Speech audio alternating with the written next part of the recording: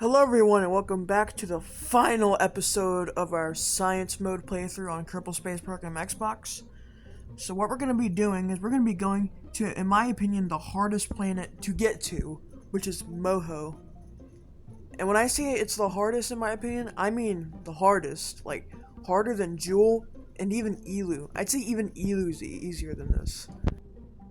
So we're going to be using the Mun launch site to launch this Goliath of a mothership with four massive gargantuan fuel tanks with adapters for the space for the. Okay, let me rephrase it. There's 5 fuel tanks with 4 nuclear engines on each part, making there 20 nuclear engines. And I made sure to put a reaction wheel on each one, just so we could maintain control. Now, the lander is pretty straightforward. I budgeted about 3,300 meters per second on the lander. Now, Moho is a bit trickier to land on because, although it doesn't have an atmosphere, it's quite bigger than the Mun. But it's not too difficult, but it's just something to be aware of. And then you're going to make sure to strut it all together to keep the structural integrity. And then we're going to add Rhino boosters. It's kind of optional, but I wanted it to get like a smooth, fairly quick ascent off the Mun. Now, for some reason, the rocket kind of like tilted a bit, but it was pretty easy to correct considering we were on the Mun and everything was strutted together. So we're going to burn sideways almost immediately, considering there's no atmospheric drag to worry about. Now, I forgot to mention that I launched at a Moho transfer window. It's about 110 degrees, but transfer windows don't really matter when it comes to Moho because it's so close and it moves so fast. Now we're going to make our maneuver node at our apoapsis to get a circularized orbit around the Mun. Now we're going to make sure we get a somewhat circular orbit around Kerbal.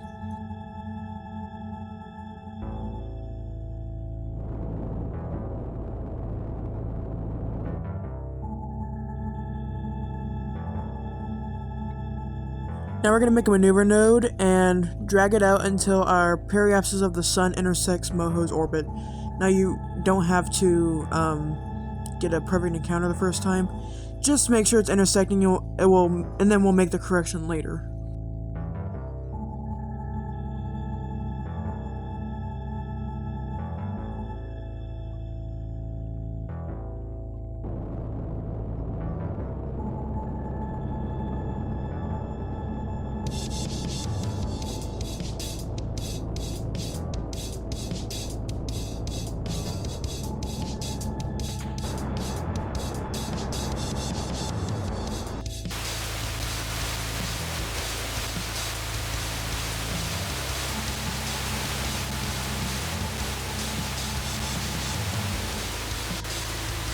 Now we're going to make our adjustment mid-course, and this is going to take a while to get a good Moho encounter.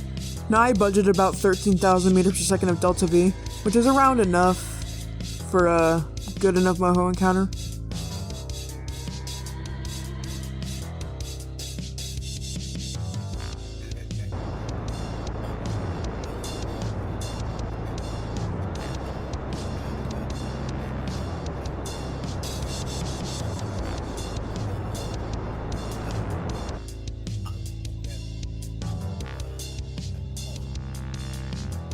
Now we're going to make another correction until we get a Moho encounter.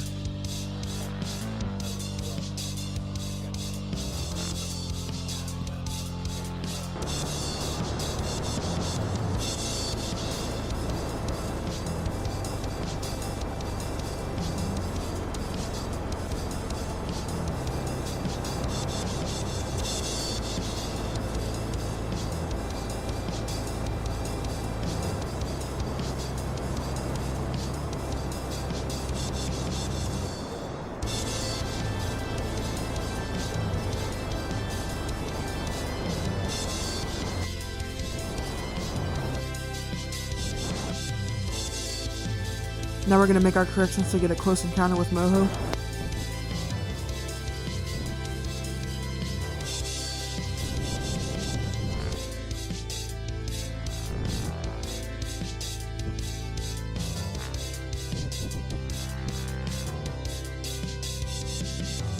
Now we're gonna make our circularization around Moho. Now, this will be our most costly burn. It can cost up to like 5,000 meters per second of delta V at times. Now you're gonna do your science in space high above Moho.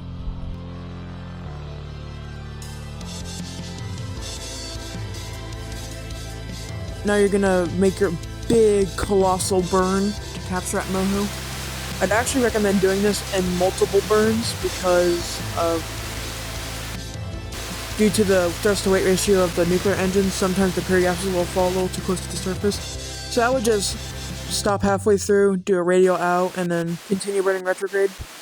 Now we're gonna get into an elliptical orbit and then circularize and then do our science in space near Moho.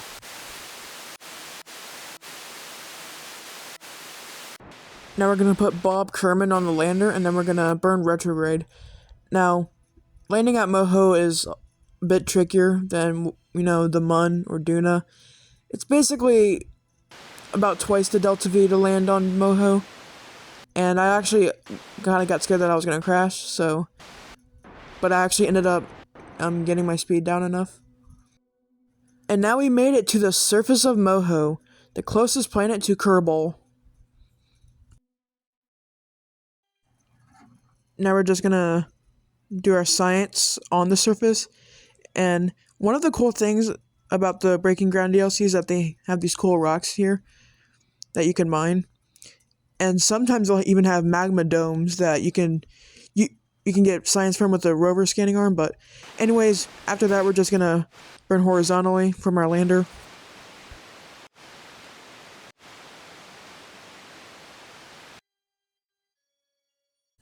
Now once we get a decent enough distance to the mothership, we're gonna burn retrograde relative to the target.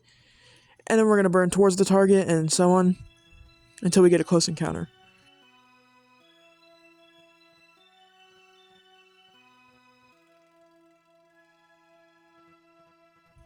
So, I actually want to give a shout out to someone.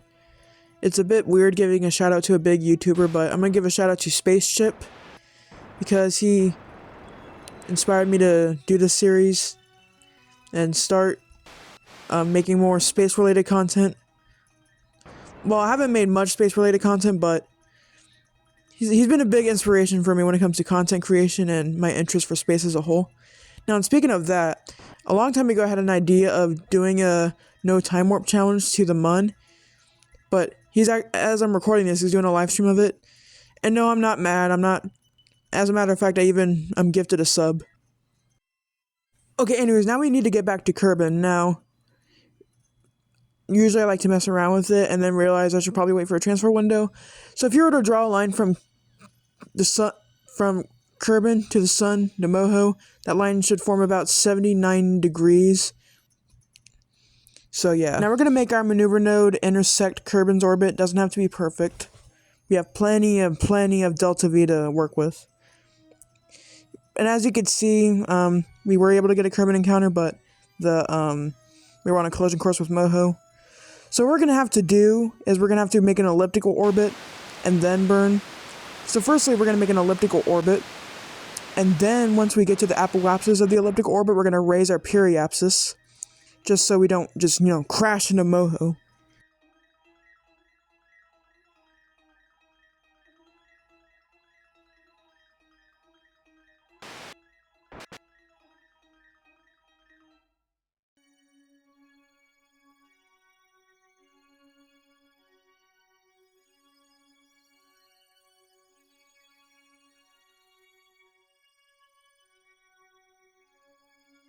So what I did, I just messed with the prograde, retrograde, radial in, radial out.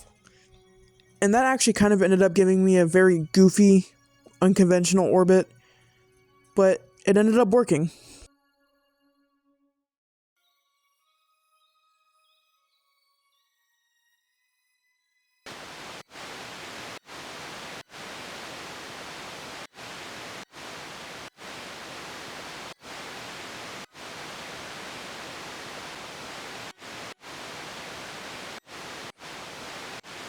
And now we're gonna burn for Kerbal.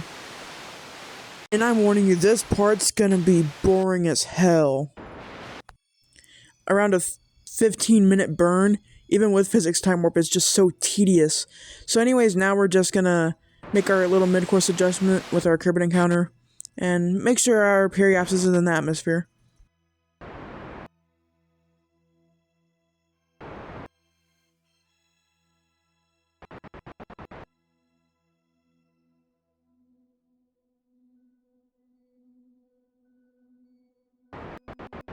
So usually when I get close to Kerbal, not in the atmosphere, obviously, I like to burn retrograde just so I could get a little less speed.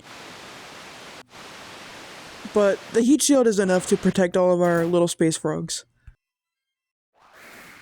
Now you can take a gander at the fireworks.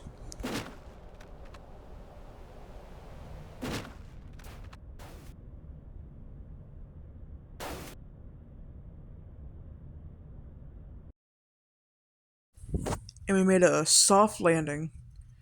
So let's take a look here. We got over 4,000 science. Now, I was gonna use the MUN research base I use and just complete it and call it a day, but I wanted to get at least one difficult mission done. But anyways, yeah, we unlocked all of the science tech tree, meaning that we technically quote unquote beat the game. Now, don't worry, there'll be more Kerbal Space Program videos to come.